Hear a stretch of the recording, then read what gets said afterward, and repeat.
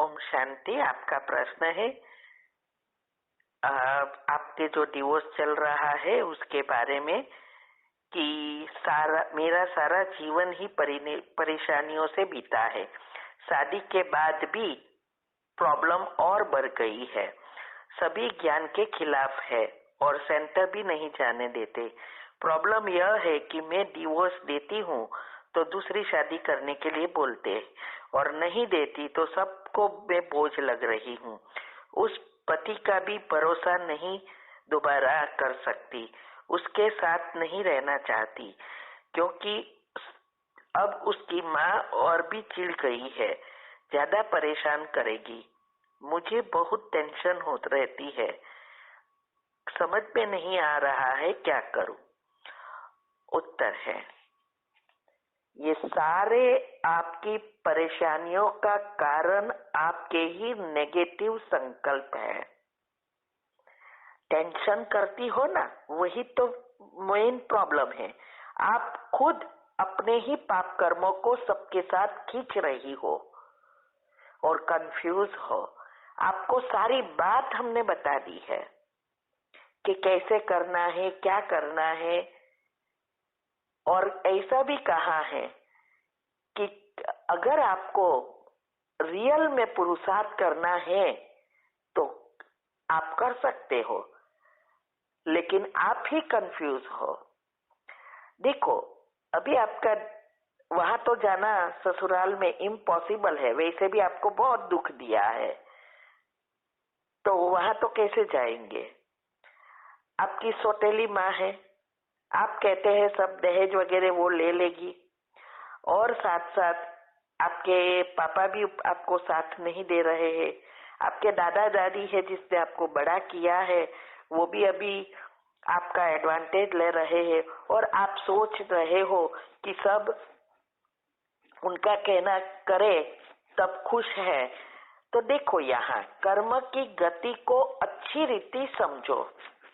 दुख देना क्या है, इसका मतलब यह नहीं कि खुद दुखी हो और औरों को दुखी करो, ये कर्म की गति नहीं है।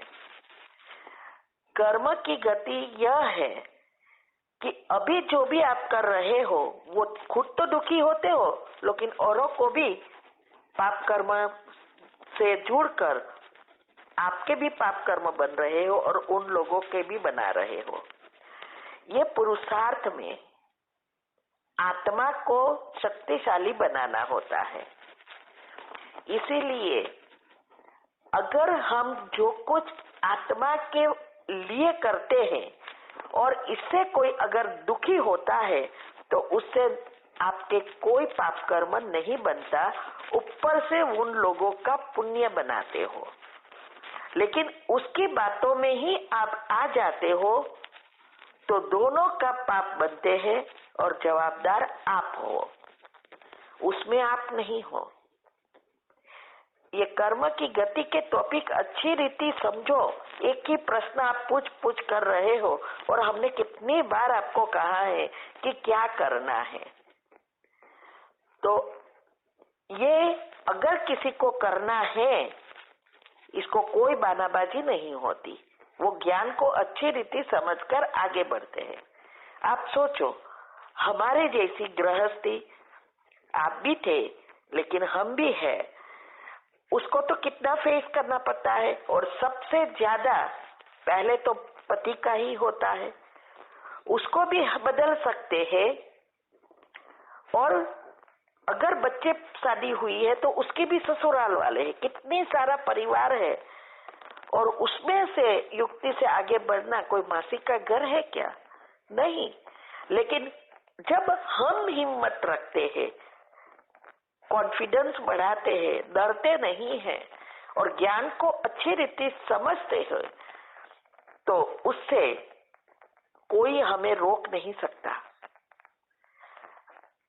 वो सहयोगी जरूर बन जाएंगे, और एक कदम अगर हम आगे बढ़ाते हैं तो 1000 कदम भगवान के मिलते हैं। यही हमारे साथ हुआ है, और हमने सारी 16 वीडियो भी बताई है आपको कि इसमें मैंने कैसे कैसे किया, कितनी सारी परिस्थिति आई और अभी भी आती है, फिर भी हिम्मत नहीं हारते, तो बाबा भी मदद करता है। लेकिन जिसको करना नहीं है वो ऐसे वैसे सोचते रहते हैं। देखो, आप जॉब के लिए गई तो वही ऐसे ही बहाना करके क्या आप सेंटर पे नहीं जा सकते? जा सकते हैं। फिर एक बार गए, फिर आप उसको कह सकते हैं जॉब के लिए जाना है, गुजरात में नौकरी ढूंढो जहां मेरा पहचान है, उसके नजदीक अहमदाबाद में। तो आप कह सकते हो कि मुझे यहाँ नौकरी मिली है और मैं जाऊंगी टेम्पररी में, यहाँ रहूंगी, या पहचान वाला है, या ऐसा कुछ करके बहाना निकाल के जा सकते हो। लेकिन अगर हमारा डबल माइंड है तो ये नहीं करेंगे और दूसरों का ब्लेम करते रहेंगे। इसीलिए अभी समय बहुत कम है और इस सभी चीजों के लिए आपको बहुत पछताना पड़ेगा। आपकी हालत आपने ऐसी बना दी है, न धोबी का कुत्ता, न घर का न घाट का। नहीं आप यहाँ जी सकते हो और नहीं पुरुषार्थ कर सकते हो।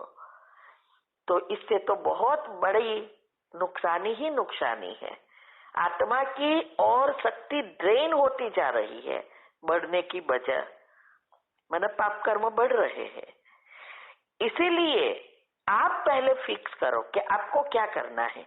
अगर पुरुषार्थ करना है तो हमने कहा कि आप थोड़े महीने सेंटर पर जाओ। हम तो आपको देखो आइडिया दे सकते हैं, करना तो आपको ही है ना। तो मैंने बताया कि आप सेंटर पर जाओ, वहां नौकरी पहले ढूंढ लो, उस बहाने से जाओ, कोई ना कोई बहाना निकालो, युक्तियां निकालो। और जब आप ऐसा करोगे तो आपका पुरुषार्थ भी रहेगा, डिटेच भी होगे। आप इतने अटैचमेंट वाली हो, वो अटैचमेंट नहीं छूट रहा है। और अगर आपका दादाओं का भी अगर अच्छा करना है, वैसे भी आप शादी करके चली जाएगी तो वो तो अकेले ही रहेंगे ना। तो आपको अभी उसका भी उद्धार करना है, क्योंकि आप उन लोगों की भी देवी हो ना, क्योंकि बीके हो। तो अगर आप ऐसे ही चलते रहेंगे तो आप उनको भी दुखी कर रहे हो, पाप कर्म बढ़ा रहे हो। इसीलिए आपको इस बातों को समझकर हिम्मत करो और इस पुरुषार्थ में अगर रियल में करना है तो आगे बढ़ो और देखो आपके कितना आपको मदद मिलती है। क्योंकि अवस्था जब तक नहीं बनेगी तब तक मदद हो ही नहीं सकती, कनेक्शन ही नहीं होगा तो कैसे मदद मिलेगी। जब हम हिम्मत करते हैं तो यही आत्मा की शक्ति है और तभी हम उसके जुड़ सकते हैं। तो आप इस बातों को समझो और अपना जीवन बर्बाद नहीं करो। भगवान मिले हैं तो उसका समय का, उसकी बातों का उपयोग कर इस जीवन को सुधार कर अनेक जन्मों को सुधारो। ठीक है, बाकी आपके ऊपर है क्या करना, आपको पता है। ओम शांति।